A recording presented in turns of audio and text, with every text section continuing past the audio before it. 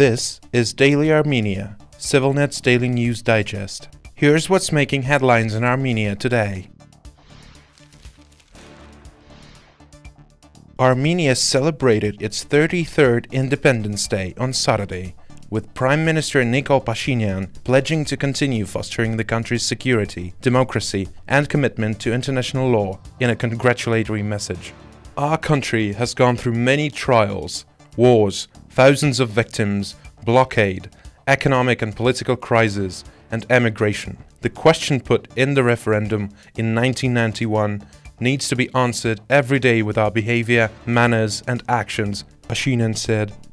He also mentioned that Armenia reached the brink of losing its independence in 2020, but has worked since then towards its key goal, which he described as ensuring the security, freedom, and well-being of its own citizens within Armenia's internationally recognized territory. Armenia's president, Vakht Khatchaturian, said that despite the major issues the country is still facing, just as it did 33 years ago, the past decades have shown that the citizens of Armenia can overcome such challenges with solidarity and determination for the sake of a safe and prosperous future. Armenia gained its independence from the Soviet Union in 1991 following a referendum that took place on September 21st, with the support of 99.5% of the voters.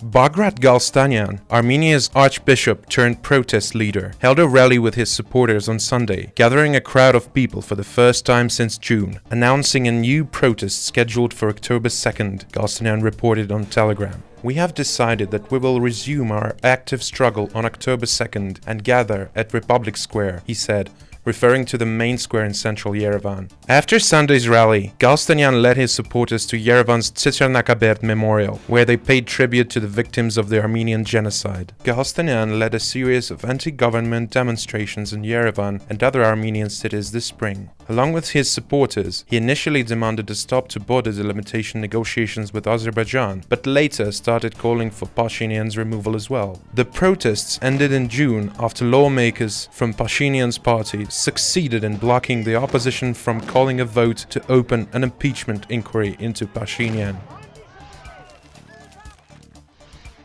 Canadian Foreign Minister Melanie Joly issued a statement on Sunday condemning Azerbaijan's ethnic cleansing of Nagorno-Karabakh's Armenians last September, calling for continued negotiations between Yerevan and Baku, and urging Azerbaijan to release Armenian prisoners. Last week marked 1 year since Azerbaijan launched its military operation in Nagorno-Karabakh. The unjustified military operation by Azerbaijan followed a 9-month blockade of humanitarian goods in violation of the International Court of Justice Provisional Measures orders, Joly said. She continued, Canada supports meaningful negotiations toward a comprehensive peace treaty between Armenia and Azerbaijan and the unconditional release of all Armenian prisoners of war and all arbitrarily detained ethnic Armenians from Azerbaijan. The Azerbaijani Foreign Ministry spokesperson, Ayxan Hajizada, responded with a statement later the same day, accusing Canada of manipulating the facts and disregarding Azerbaijan's sovereignty and territorial integrity. This is an indication of the overt bias of Canada against Azerbaijan. Canada has no moral right to preach about how peace and security needs to be established in our region, Hajizada said. Azerbaijan launched a one-day offensive against Nagorno-Karabakh last September, securing full control of the region and forcing nearly all of the region's residents to seek refuge in Armenia. The Russian peacekeepers, who were deployed to the region 3 years before, did not intervene.